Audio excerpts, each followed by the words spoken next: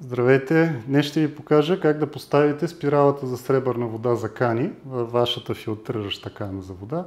Както вече ви казах, тя е напълно универсална, пасва на всякакви варианти на кани, но има няколко начина на поставяне.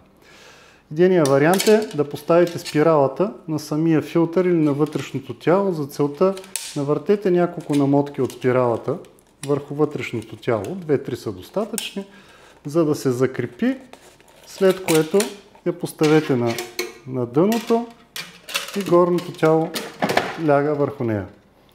Следващия вариант е да я поставите по дължина на дъното, ето по този начин. Горното тяло допълнително я застопорява. И третия вариант е да я поставите напречно, т.е. ето по този начин. И горното тяло ляга върху нея. Вашата кана е пълно готова за употреба.